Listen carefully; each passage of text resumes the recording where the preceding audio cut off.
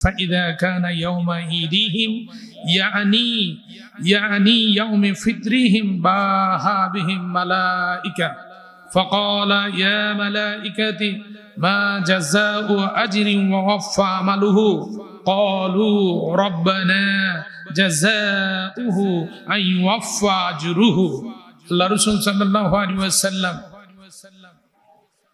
বলেছেন, যখন ঈদের দিন উপনীত হয় সেদিন আল্লাহ সুবহানাহু ওয়া তাআলা ফেরেশতাদেরকে ডাক দিয়ে বলেন, ও আমার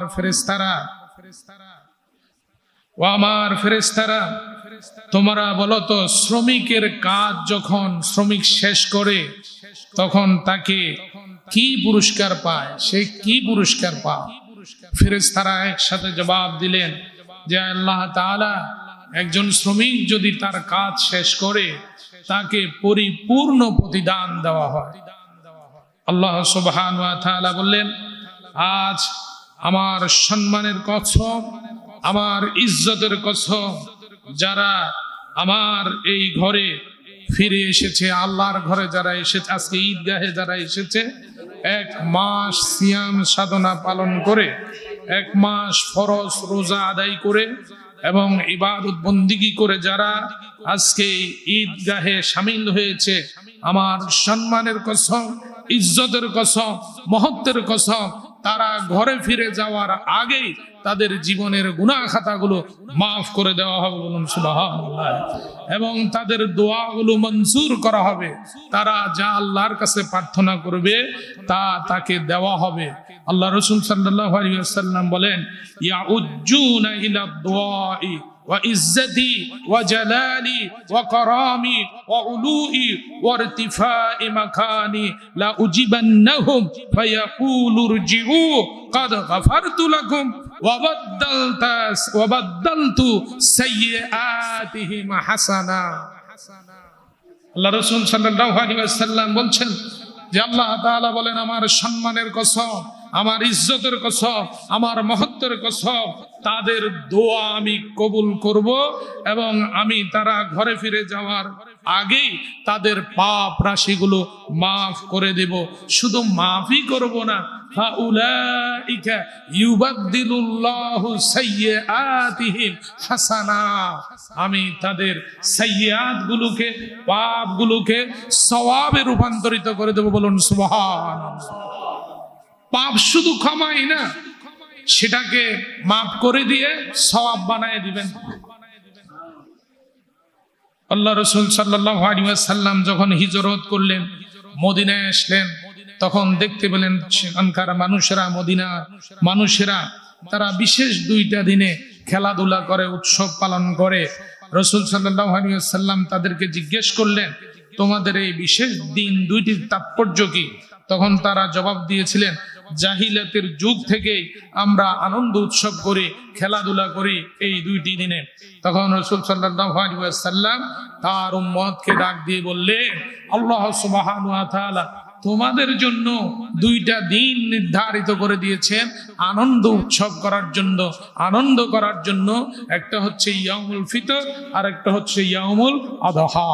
2টা দিন তোমাদের জন্য এই উৎসব করার জন্য, আনন্দ করার জন্য নির্ধারিত করা হয়েছে।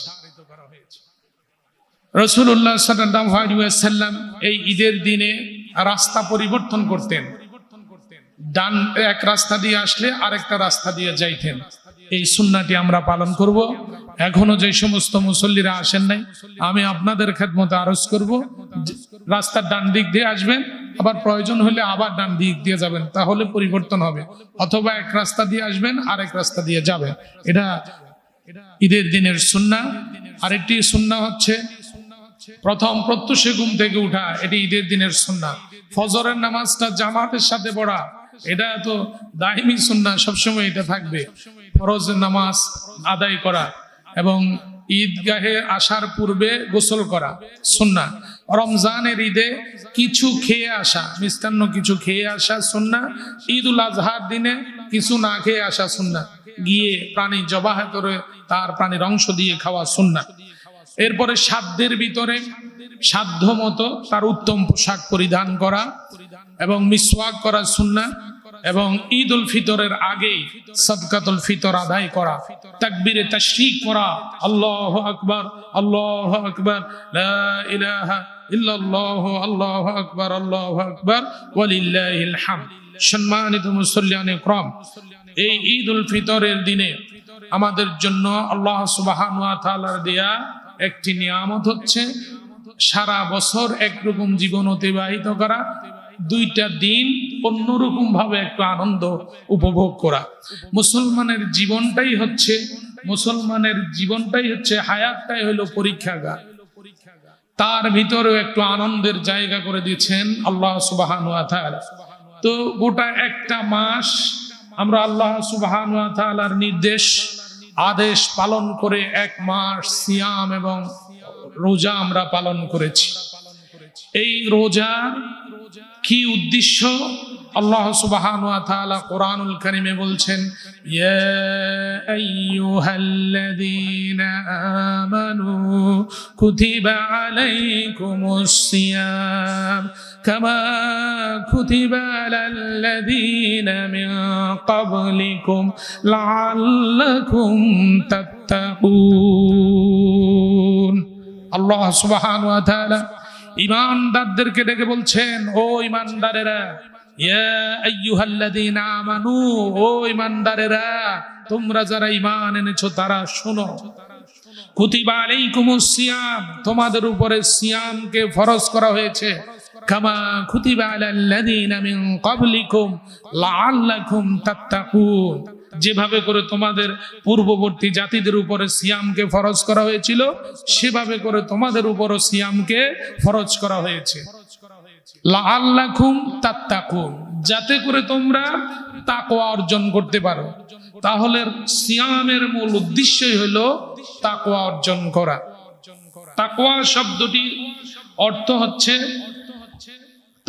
তাকওয়া শব্দটি হচ্ছে একটি গুণবাচক শব্দ। এটা ওয়াকিউন মূল ধাতু থেকে নির্গত হয়েছে। এর অর্থ হচ্ছে রক্ষা করা, বেঁচে থাকা, সতর্ক থাকা, নিজেকে বাঁচিয়ে রাখা, অর্থাৎ পাপ থেকে নিজেকে বাঁচিয়ে রাখা। ওয়াকিউন শব্দটি উৎস হচ্ছে গুণগত পার্থক্য করার জন্য ওয়াকে এখানে তা দ্বারা রূপান্তর করা হয়েছে, তখন সেটি হয়েছে তাকওয়া। এর অর্থ হচ্ছে ভয় ভীতি। মূলত তাকওয়ার তরজমা হচ্ছে আল্লাহ ভীতি। প্রিয় মুসল্লিয়ানে ইকরাম, নিছক ভয় ভীতি নয়, এমনি শুধু আরবিতে ভয় ভীতিকে আরবি ভাষায় বলা হয় খাউফুন, খাশিয়া, এটির অর্থ হচ্ছে ভয় বা ভীতি। কিন্তু তাকওয়া মানে হচ্ছে আল্লাহ ভীতি, আল্লাহকে ভয় করা। এটাকে পরিভাষায় বলা হয় হিয়া সিফাতুন ফি নাফসি তাহমিলুল ইনসানু আলা ফি'লি মা আমারাল্লাহু আল ইমতিনা আম্মা নাহানুহু। আল্লাহ রাসূল এটা ব্যাখ্যায় এসেছে যে তাকওয়া হচ্ছে আত্মার এমন একটি গুণ যা মানুষকে আল্লাহর আদেশ পালনে উদ্বুদ্ধ করে এবং আল্লাহর নিষেধ থেকে বিরত থাকতে সহযোগিতা করে, উদ্বুদ্ধ করে। অর্থাৎ তাকওয়া এমন জিনিস, মানুষের অন্তরের বিষয়, কলবের বিষয়। এটা মানুষকে আল্লাহর আদেশ পালনে উদ্বুদ্ধ করে আর আল্লাহর নিষেধ থেকে বেঁচে থাকতে সহযোগিতা করে। এটার নাম হইল তাকওয়া। কোরআনুল কারীমে এই তাকওয়া শব্দটি 17 বার এসেছে এবং এর বহু বচনে মুত্তাকি শব্দটি 50 বার এসেছে। ক্রিয়াপদে 193 বার এই তাকওয়া শব্দটি ব্যবহৃত হয়েছে। সুতরাং এটি বিভিন্ন অর্থে আল্লাহ সুবহানাহু ওয়া তাআলা তাকওয়া অর্থ এই কোরআনুল কারীমে বিভিন্ন ভাবে এসেছে। আমি সেখান থেকে ফেরা 15টি তাকওয়ার উপরে আল্লাহ সুবহানাহু ওয়া তাআলা উপকারিতাই আছে। তাকওয়া অবলম্বন করলে প্রায় 15টি উপকার আছে। তন্মধ্য থেকে সময় স্বল্পতার কারণে আজকে আমি 5টা উপকারিতাই আপনাদের খেদমতে আরজ করব, বাকিগুলা যে কোনো সময়, অন্য সময় ইনশাআল্লাহ। তো এটি হচ্ছে বাঁচাও অর্থে। তাকওয়া শব্দটি বাঁচানোর জন্য বলা হয়েছে। এটা সূরা তাহরিমের 16 নম্বর আয়াতে আল্লাহ সুবহানাহু ওয়া তাআলা বলেন, ইয়া আইয়ুহাল্লাযীনা আমানু উ আনফুসিকুম ওয়া আহলিকুম নারা। আল্লাহ সুবহানাহু ওয়া তাআলা বলছেন, ও ঈমানদারেরা, উ আনফুসিকুম, বাঁচাও তোমরা নিজেদেরকে, ওয়া আহলিকুম নারা, তোমাদের আহাল, তোমাদের পরিবার পরিজনকে জাহান্নামের আগুন থেকে বাঁচাও। তাহলে এখানে তাকওয়ার অর্থ হইল বাঁচানোর অর্থে, অর্থাৎ জাহান্নামের আগুন থেকে বাঁচানোর কথা নির্দেশ দিয়েছেন কে? আল্লাহ। জবাব দেন, কে দিয়েছে?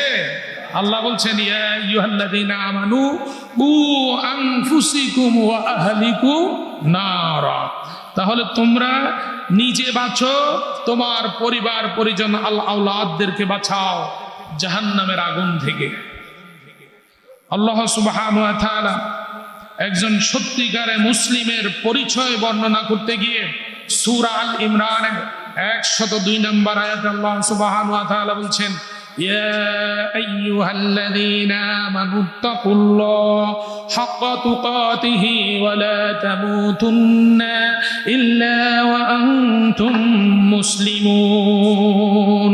আল্লাহ সুবহানাহু ওয়া তাআলা ঈমানদারদেরকে বলছেন, হে ঈমানদারেরা, তোমরা আল্লাহকে ভয় করো যেভাবে আল্লাহকে ভয় করা দরকার, হাক্কা তুকাতিহি, যেভাবে আল্লাহকে ভয় করা দরকার, ওয়ালা তামুতুন্না ইল্লা ওয়া আনতুম মুসলিমুন, তোমরা মৃত্যুবরণ করো না মুসলমান হওয়া ছাড়া। তাহলে আল্লাহ সুবহানাহু ওয়া তাআলা মুত্তাকি যারা, তাকওয়া যারা অবলম্বন করবে, সত্যিকারে মুসলিম হতে হলে, সত্যিকারে মুসলমান হতে হলে অবশ্যই তার ভিতরে আল্লাহর ভয় থাকতে হবে। কার ভয় থাকবে? জবান খুলে বলেন, কার ভয় থাকবে? আল্লাহর ভয় থাকলে পারে চুরি করা যায়, জবান দেন, চুরি করা যায়, দুর্নীতি করা যায়, হত্যা করা যায়, মারামারি করা যায়, ধর্ষণ করা যায়, চাঁদাবাজি মাস্তানি করা যায়। যদি আল্লাহর ভয় মানুষের কলবে থাকে, পশ্চিম কালেও মানুষ এই অপরাধ প্রবণতার সাথে জড়িত হবে না। হযরত ওমর ফারুক রাদিয়াল্লাহু তাআলা আনহু হযরতে উবাই রাদিয়াল্লাহু তাআলা আনহুকে জিজ্ঞেস করছেন, যে উবাই, তাকওয়া কি? হযরত উবাই রাদিয়াল্লাহু তাআলা আনহু বলছেন, আমিরুল মুমিনিন, আপনি কি কখনো কাঁটাযুক্ত রাস্তা দিয়ে কখনো চলেছেন কিনা? আমিরুল মুমিনিন বলেন, হ্যাঁ চলেছি। বললেন যে কিভাবে চলেছেন? বললেন, আমি তো আমার জামাটাকে, পোশাকটাকে গুছিয়ে নিয়েছি, যেখানে কাটা আছে ওখানে পাড়া দেই নাই, যেখানে কাটা নাই ওখানে পা দিয়ে আস্তে আস্তে করে পারে এসেছি। বলে তাকওয়া হলো সেই জিনিস, এই দুনিয়ার বুকে গুনার কাটা, চুরির কাটা, হত্যার কাটা, দুর্নীতির কাটা, অপরাধের কাটা, মিথ্যার কাটা, সুদের কাটা, জেনার কাটা, হাজারো কাটা আছে। এই কাটাগুলো থেকে বেছে বেছে চলার নাম হইল তাকওয়া। এর নাম কি? তাকওয়া। অর্থাৎ পাপ আছে হাজারো। আমাদেরকে এই দুনিয়ার বুকে মাছের মতো জীবন যাপন করতে হবে। মাছেরা কাদার ভিতরে থাকে না? আপনি কাদায় থাকে, পানি কাদায় মিশ্রিত জায়গায় মাছেরা বসবাস করে। কিন্তু দেখবেন এই মাছকে যখন আপনি ডাঙ্গায় তুলে নিয়ে আসবেন, হাতে তুলে নিয়ে আসবেন, তার গায়ে কাদা পাওয়া যায়? কাদা পাওয়া যায় না তো। রূপালী মাছ, অতীব সুন্দরতম, এই অতীব সুন্দরতম মাছগুলোকে দেখতে ভালো লাগে, কারণ ওর গায়ে কোনো কাদা থাকে না। অর্থাৎ দুনিয়ার মুখে অপরাধের কাদা আছে, সুদের কাদা আছে, দুর্নীতির কাদা আছে, মিথ্যার কাদা আছে, অন্যায়ের কাদা আছে, মারামারি, হানাহানি, অপরাধ প্রবণতার কাদা আছে। এই হাজারো কাদার ভিতরে মাছের মতো বেঁচে থেকে গায়ে এই দুনিয়ার কাদা লাগবে না, এর নাম হইল তাকওয়া। এর নাম কি? তাকওয়া। অর্থাৎ এখানে পাপ আছে, এই পাপ গায়ে লাগবে না, এটার নাম হইল তাকওয়া। আল্লাহ সুবহানাহু ওয়া তাআলা সূরা শুআরার 131 নম্বর আয়াত আল্লাহ পাক বলছেন, ফাত্তাকুল্লাহ ওয়া আতিউন। আল্লাহ রাসূলকে আল্লাহ সুবহানাহু ওয়া তাআলা অনুসরণ করার জন্য বলছেন। আল্লাহ পাক বলছেন যে তোমরা আল্লাহকে ভয় করো এবং রসুলের আনুগত্য করো। ভয় করব কাকে? জবান খুলে বলেন, ভয় করব কাকে? আর অনুসরণ করব কাকে? মুহাম্মদুর রাসূলুল্লাহ সাল্লাল্লাহু আলাইহি ওয়াসাল্লাম। আল্লাহ রাসূল সাল্লাল্লাহু আলাইহি ওয়াসাল্লাম তাকওয়াবানরাই আল্লাহর কাছে বেশি প্রিয়। তাকওয়াবান যারা, মুত্তাকি যারা, তারাই আল্লাহর কাছে বেশি প্রিয়। আল্লাহ সুবহানাহু ওয়া তাআলা বলছেন, ইন্না আকরামাকুম ইনদাল্লাহি আতকাকুম ইন্নাল্লাহা আলিমুন খাবীর। নিশ্চয় আল্লাহর কাছে সেই ব্যক্তি বেশি সম্মানিত, বেশি প্রিয় যে আল্লাহকে ভয় করে চলে। বলুন সুবহানাল্লাহ। হযরত ওমর ফারুক রাদিয়াল্লাহু তাআলা আনহু রাতের নিশীথে ঘুরে বেড়াচ্ছেন। লোকদের কি অবস্থা! তিনি অর্ধেকটা পৃথিবীর শাসক ছিলেন। তিনি যখন দেখলেন এক গোয়ালিনী তার মেয়েকে বলতেছে রাতের নিশীথে যে, মা, আমরা তো গরিব মানুষ, একটু দুধের ভিতরে পানি মিশায় দাও, তাহলে আমাদের আগামীকাল ইনকাম একটু বেশি হবে, আয় রোজগার বাড়বে। মেয়ে বলতেছে, মা, যদি আমরা দুধে পানি মিশাইছি এই কথা যদি আমিরুল মুমিনিন শুনে, তাহলে আমাদের হাত কেটে দেওয়া হবে। মেয়েটির মা বলল, আমিরুল মুমিনিন কি দেখতেছে নাকি? মেয়েটি গোয়ালিনীর মেয়ে হলো, বলল যে, মা, আমিরুল মুমিনিন যদিও বা না দেখে, কিন্তু আরশে আজিমের মালিকের চোখে আমি ফাঁকি দিতে পারবো না। গোয়ালিনীর মেয়ে হয়েও আল্লাহকে ভয় করেছে, তাকওয়া অর্জন করেছে। আমিরুল মুমিনিন এই কথা শুনেছে। পরের দিন ওই মাকে ডেকে নিয়ে গেছেন আমিরুল মুমিনিনের দরবারে। তার এই মেয়েকে আমিরুল মুমিনিনের ছেলের জন্য বিবাহ করায় নিয়ে এসেছেন। বলুন সুবহানাল্লাহ। গোয়ালিনীর মেয়ে হতে পারে, দুধ বিক্রেতার মেয়ে হতে পারে, ভাঙ্গা কুঠিরের মেয়ে হতে পারে। তাকওয়া যদি থাকে, ওই মেয়েকে বিবাহ করায় নিয়ে আসবেন ছেলের জন্য। এখন আমরা তো বিবাহ করাতেছে, বাড়ি আসেনি, দালান গোটা আসেনি, মাইয়া ইউনিভার্সিটিতে পড়েনি, তারপরে মেয়ের সাজগুজ রাস্তায় আগেই দেখে ফেলে, রাস্তায় বাড়িতে আর আনুষ্ঠানিকতা দেখা কোনো সুযোগ নেই। এইগুলো বাঁচতে গিয়া নাচতে পারেনি, গান গাইতে পারেনি, আছে না? না, এরকম যারা নিয়ে আসবে, তারপরে ছেলে মেয়ের মা বাবার এমন অবস্থা, আহা, বৃদ্ধাকালে আর ছেলের বউ, ছেলের আর খোঁজ খবর নাই। কারণ নিয়ত যেরকম, কাজও সেরকম হয়েছে। সুতরাং আমিরুল মুমিনিন তাকওয়ার ভিত্তিতে স্ত্রী মেয়ে ছেলের জন্য বউ নির্বাচিত করেছেন। যুবকেরা, বিয়ে করবা সৌন্দর্য দেখে না, সৌন্দর্য দেখবা। চারটা জিনিস দেখতে, আল্লাহর দেখে বিয়ে করতে আল্লাহ রাসূল সাল্লাল্লাহু আলাইহি ওয়াসাল্লাম বলেছেন। একটা হচ্ছে দিনদারিত্ব, 1 নম্বরে দিনদারিত্ব, 2 নম্বরে হচ্ছে সৌন্দর্য, 3 নম্বরে হচ্ছে বংশমর্যাদা, তারপরে 4 নম্বরে হচ্ছে তার ভিতরে আমলিয়ত, তার বংশমর্যাদা, তাকওয়া, তার ভিতরে তাকওয়া ভিত্তি থাকতে হবে। যেই নারীর ভিতরে খোদাভীতি আছে, সে তোমার সংসারটাকে সাজায় দিবে, আল্লাহর ভয় সংসারটা সাজাবে। আর যার ভিতরে আল্লাহর ভয় নেই, সে কখনো সংসারকে সাজাতে পারবে না, পরিবারটাকে ধ্বংস করে দিবে। সুতরাং ওমর রাদিয়াল্লাহু তাআলা আনহু বুঝতে পেরেছেন, তার ছেলেকে সেরকম মেয়ে বিবাহ করেছেন তাকওয়ার ভিত্তিতে। তাহলে তাকওয়ার ভিত্তিতে আমরা আমাদের প্রতিটা ক্ষেত্রে আমরা নিজেরা আল্লাহকে ভয় করে চলবো। আমরা পরিবারের সদস্যদেরকে আল্লাহকে ভয় করার চলার জন্য শিক্ষা দিতে হবে। 1 মাস ওখানে মহিলাদের জন্য নামাজের ব্যবস্থা আছে। যারা আসবেন মাদ্রাসার ক্লাসরুমে, তারা এখানে অবস্থান করতে পারবেন, ওখানে নামাজ পড়বেন। প্রিয় মুসল্লিয়ান ইকরাম, মুত্তাকিদেরকে আল্লাহ সুবহানাহু ওয়া তাআলা সবচেয়ে বেশি ভালোবাসেন। ফাইন্নাল্লাহা ইউহিব্বুল মুত্তাকিন। নিশ্চয় আল্লাহ সুবহানাহু ওয়া তাআলা মুত্তাকিদেরকে ভালোবাসেন। যারা তাকওয়া অবলম্বন করে, আল্লাহকে ভয় করে, তাদেরকে আল্লাহ রাব্বুল আলামিন ভালোবাসেন। তাহলে আমরা সবাই আল্লাহর ভালোবাসা চাই কি চাই না? আল্লাহর ভালোবাসা যদি চাই, তাহলে আমাদেরকে কি হতে হবে? মুত্তাকি হতে হবে। জবান খুলে বলেন, কি হতে হবে? মুত্তাকি হইতে হবে। আল্লাহর ভয় অন্তরের ভিতরে থাকতে হবে। আল্লাহর ভয় যদি থাকে, চুরি করা যায় না, দুর্নীতি করা যায় না, হারাম খাওয়া যায় না, সুদ খাওয়া যায় না, ঘুষ খাওয়া যায় না, অন্যায় করা যায় না।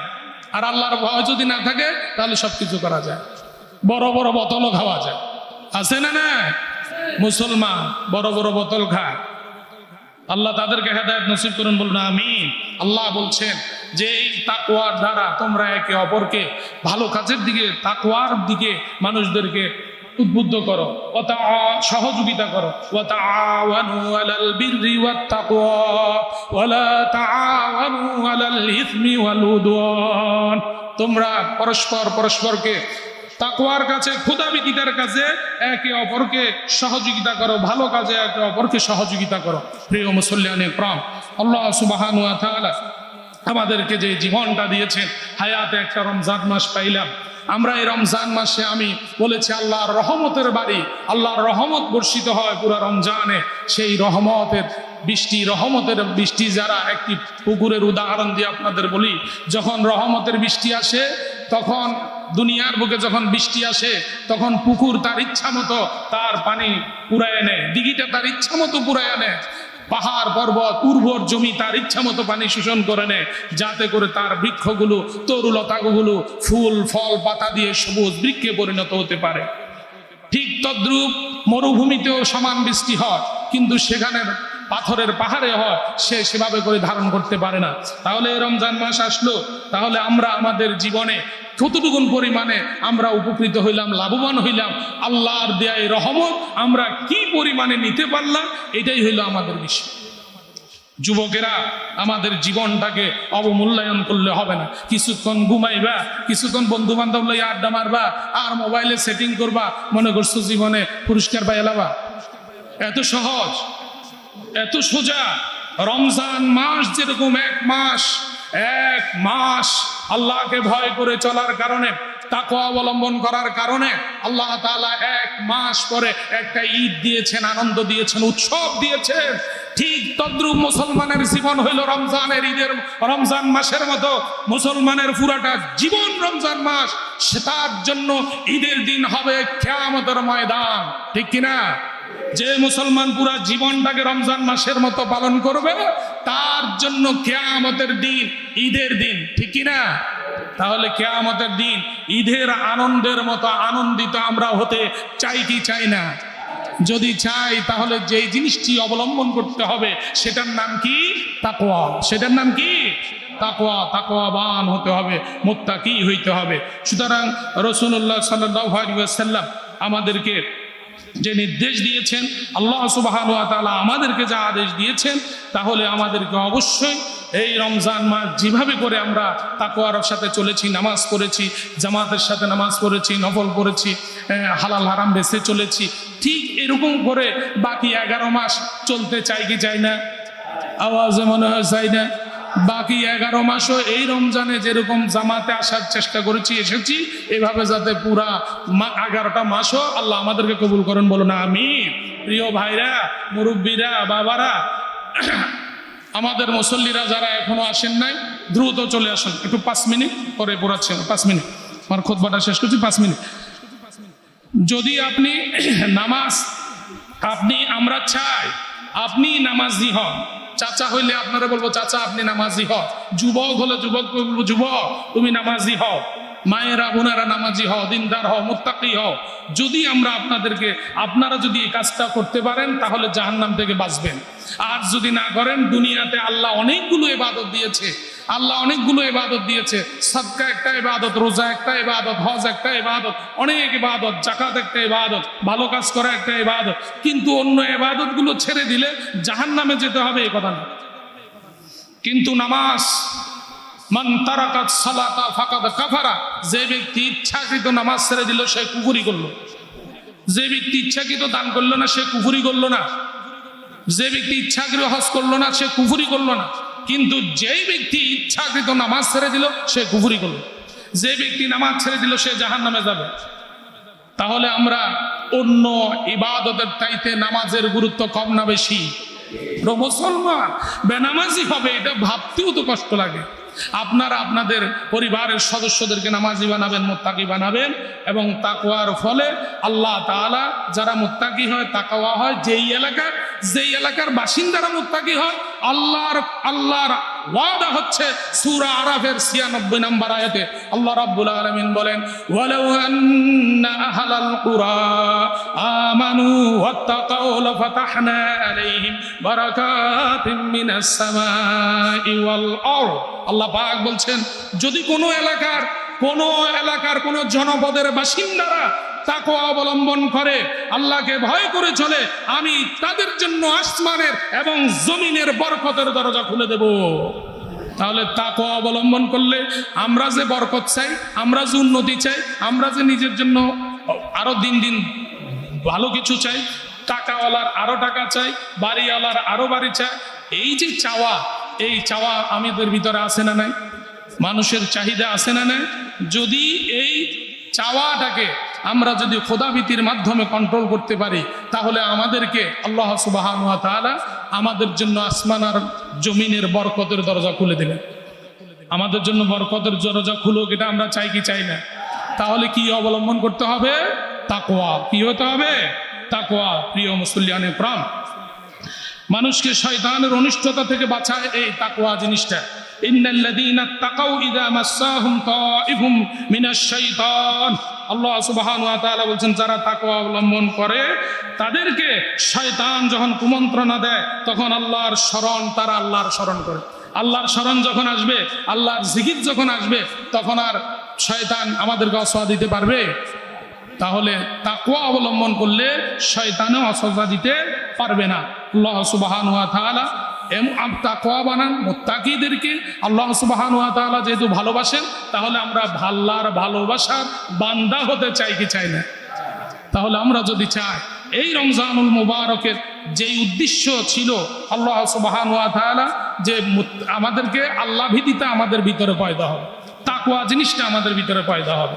যদি তাকওয়াবান হন, মুত্তাকি হন, আল্লাহ সুবহানাহু ওয়া তাআলা আপনাকে আমাকে ভালোবাসবেন। আল্লাহর ভালোবাসা, আল্লাহর মহব্বত যদি পায়, আল্লাহর ভালোবাসা যদি পায়, তাহলে দুনিয়া এবং আখিরাতে সফলতা আছে না নেই?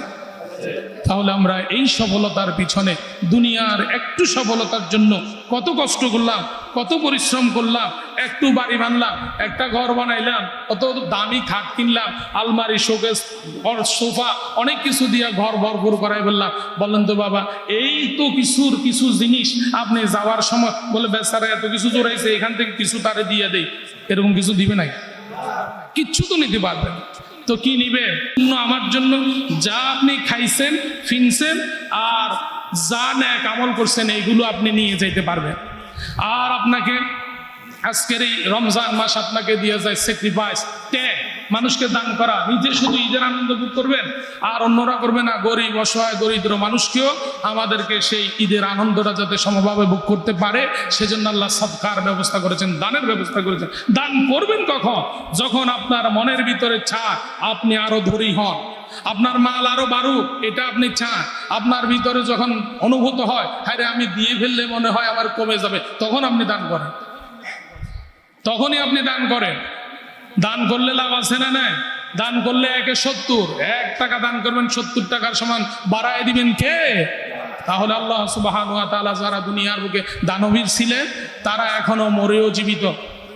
আর যারা বকিল ছিল, কৃপণ ছিল, তাদের বড় বড় জমিদারের বাড়িগুলো আজকে ভেঙে চুরে বটগাছ উঠে রূপান্তরিত হয়েছে, ঠিক কিনা? জমিদার বাড়ি আছে না না? যাদের বাড়ির সামনে দিয়ে মানুষ জুতা পরে যাইতে পারতো না, ছাতা মাথায় দিয়ে যাইতে পারতো না, সেই জমিদারদের বাড়িগুলো আজকে পুকুরের শান বাঁধা ঘাটলা, পুকুরের পানিতে মিশে শেষ হয়ে গিয়েছে, ঠিক কিনা? সেই জমিদার বাড়ি, জমিদারেরা কি ওই দানবীর ছিল? যার কারণে আপনি দানবীর হন, আপনার সাধ্যের ভিতরে দানবীর হন। দানবীর হওয়া আর আল্লাহকে ভয় করে চলেন, তাকওয়া অবলম্বন করে চলি। আল্লাহ সুবহানাহু ওয়া তাআলা এই রমজানুল মুবারকের তাকওয়ার মধ্য দিয়ে আমাদের জীবনটাই তাকওয়া দিয়ে ভরপুর করে দেন, বলুন আমিন।